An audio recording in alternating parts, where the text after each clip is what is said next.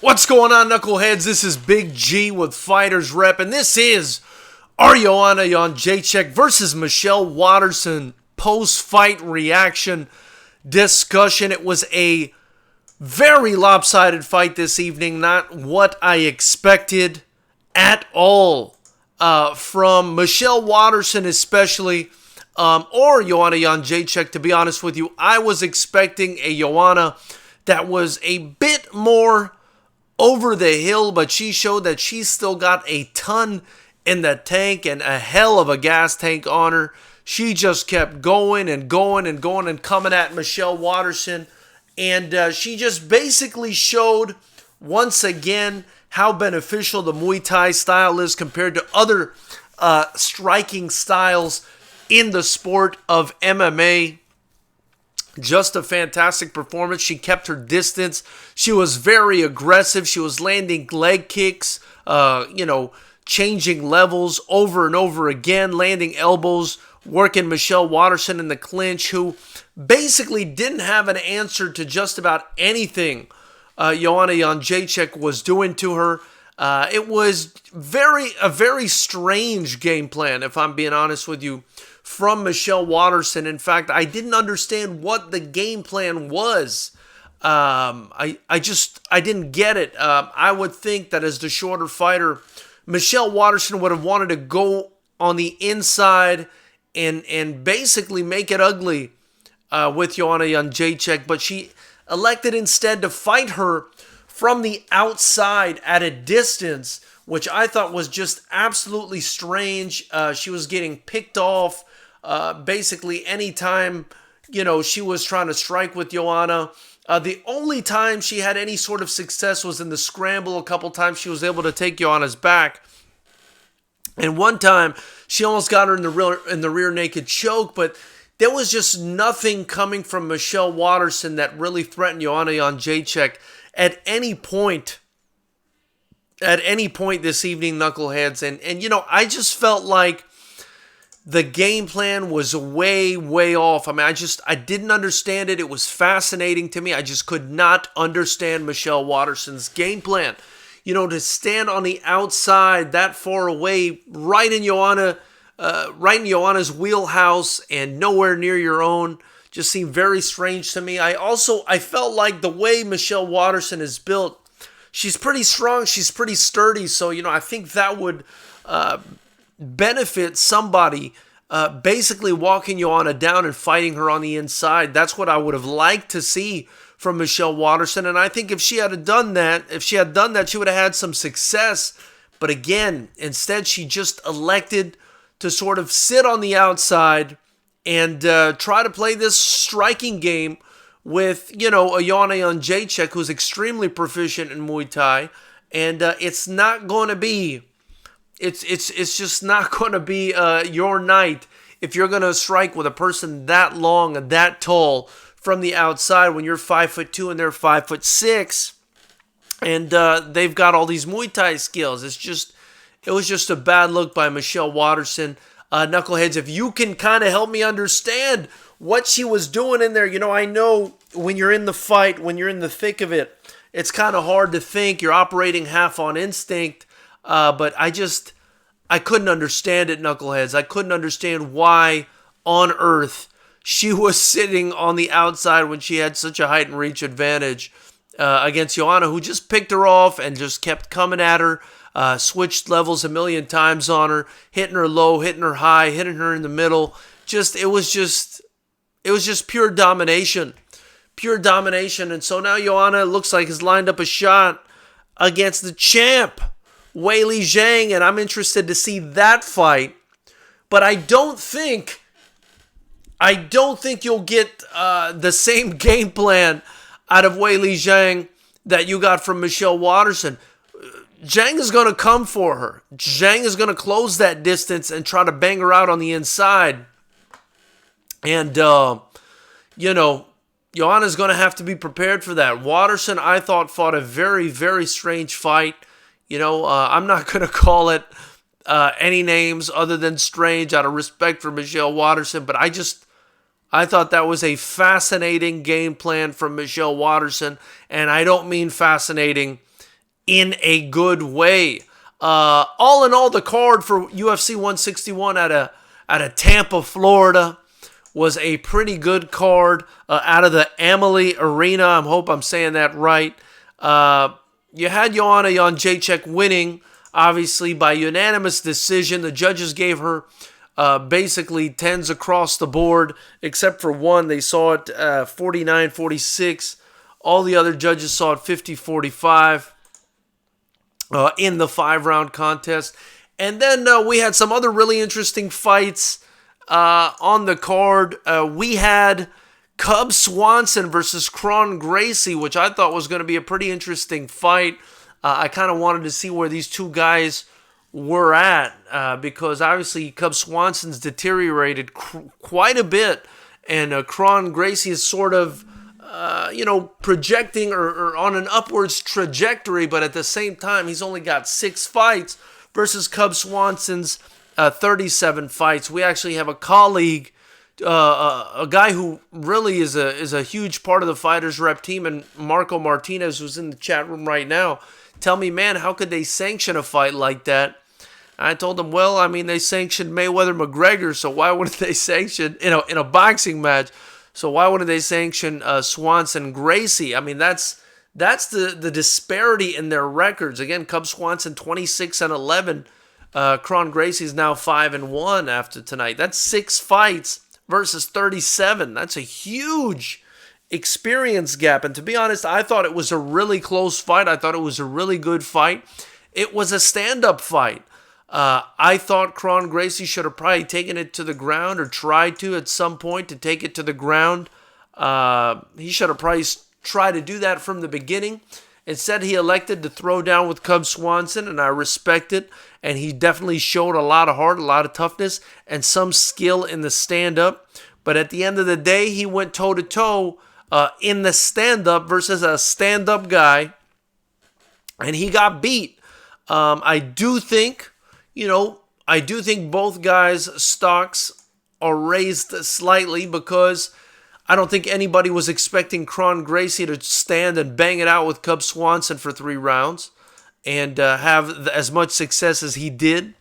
And I don't think many people thought Cub Swanson would make it out of this fight. So, I mean, it was kind of, a slight improvement or a slight surprise for both sides. So good for them. But, it's a shame that Kron Gracie couldn't get this fight to the ground. I think he could have probably finished the fight had he gotten the fight to the ground. We also had another Florida boy on the card take on the Texecutioner. The Florida boy I'm talking about is Nico Price. And, he's only, I think it's Cape Corals where he's from, only 2 hours from Tampa, Florida, where the event was happening. He got the knockout against James Vick at 1 minute and 44 seconds into round number 1.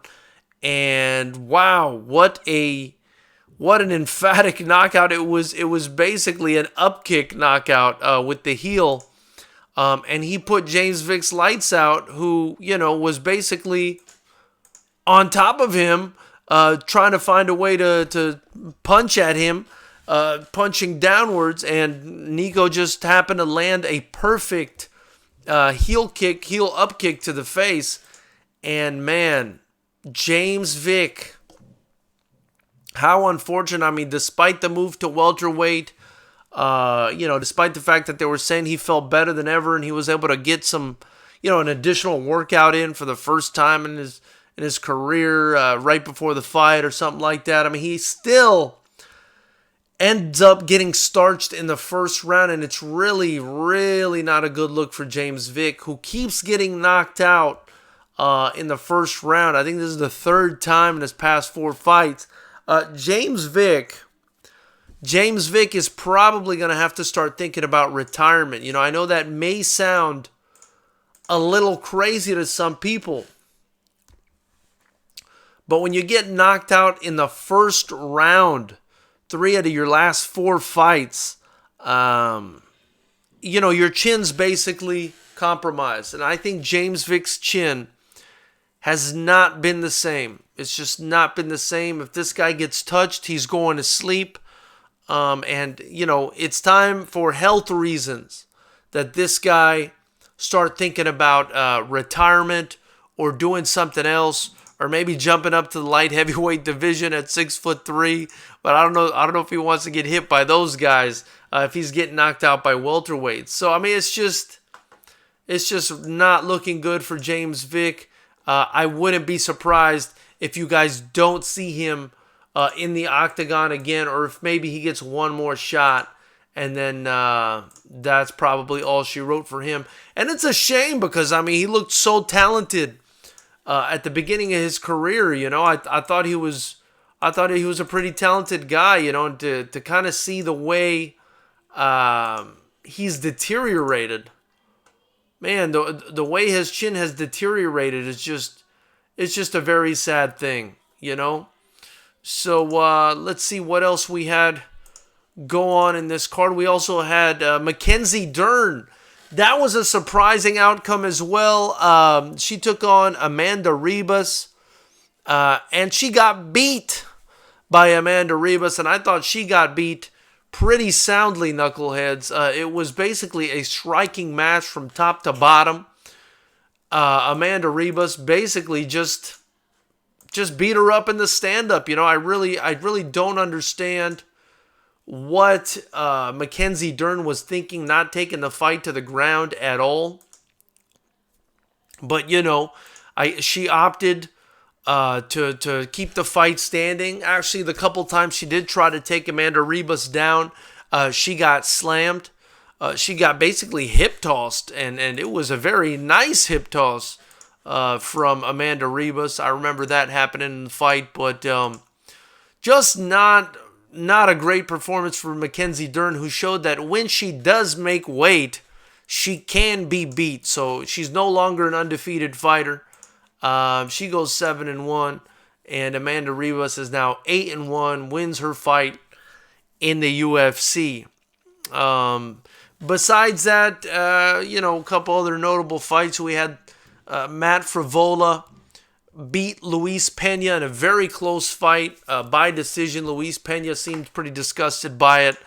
He kind of stormed out of the octagon afterwards, like so many people do when they don't agree with the judge's decision. It was a pretty close fight. Could have probably gone either way. But, I'm sure he stormed out because he felt like he won, and because he was probably upset with the fact that, he didn't get the result he wanted. So finally, there was Eric Anders versus Gerald Meerschaert. I actually didn't see how they scored this for Eric Anders. I thought Meerschaert was landing the cleaner shots. I thought he was hurting. Eric Anders. Somehow they still gave the decision to Eric Anders. It was a pretty good fight. It was very entertaining. They were hurting each other, but I just thought that Meerschaert was doing the better work, and I thought he should have been given the nod. So let's take a look real quick. What's going on in the chat here? Marco Martinez, big up. Thank you so much for being in the chat, brother. Marco Martinez saying, I don't think Waterson had a chance from a skill standpoint. She's tough as nails, but there's levels to the striking game. And, she definitely was not on the level of Joanna, but she also, Marco, exhibited a very, I think, poor game plan. I would imagine somebody with that kind of height and reach disadvantage would want to get in on the inside, especially where Joanna Jedrzejczyk doesn't really have all that much power. So I just couldn't understand. Why she elected to fight from the outside. Marco's also saying Kron was tough as nails. I really want to see his next fight. He was tough as nails. He's definitely going to have to work on his striking a bit. But, he did show that he can hang in there with Cub Swanson. And we all know he's like a supreme being on the ground. So it's only a matter of time, hopefully, before his striking can match his ground game. And then maybe we'll see something out of him I don't think he lost a lot of stock, though, in this fight. Like I said, I think he probably raised the stock a little bit. I don't think a lot of people expected that kind of toughness and that kind of stand-up game out of him, to be honest with you. Marco Martinez asking me, what do you think of the value of ESPN Plus and DAZN? For me, it's crystal clear why HBO got out of the fight game. Definitely good, I think these are pretty good values. I kind of wish there was just one app that people can buy to watch all the fights. That's probably what the UFC is trying to do with Fight Pass. I don't know if you guys watched it. Glory 69 was on Fight Pass today, and what a fantastic card that was. My goodness, Marat Grigorian fought Tijani Bastati for the championship there, and it was just a fantastic fight. That Marat Grigorian, man, he's an absolute beast. I definitely recommend that if you guys didn't get to watch it, you check out that main event. Marco Martinez saying it's good time to be a fight fan. Absolutely, man, it's a great time to be a fight fan. The fight game is, I think, as strong as it's ever been, or stronger. We've got all these different streaming apps now where we can watch our fights at. It's great. And, exciting times for the fight game and for fight fans. So, Knuckleheads, if you like what you see here, we do this after every big fight. We're about to go live in a little bit for the Usyk fight as well. But if you like what you see, subscribe below, get your Fighters Rep merchandise, or donate in the super chat, or get your merchandise in the link in the description. Also, if you click the Amazon affiliate link below, it'll take you to some hand wraps. Whether you buy those hand wraps or something else from Amazon, for the holidays or whatever, after clicking that link, it'll automatically give Fighters Rep a commission. And when you do that, we basically reinvest the majority of those proceeds right back into the promotion and building the best striking promotion on earth right here in the Mecca of combat sports in California. So thank you so much, Knuckleheads, for joining me. We'll definitely talk very soon after this Usyk fight ends.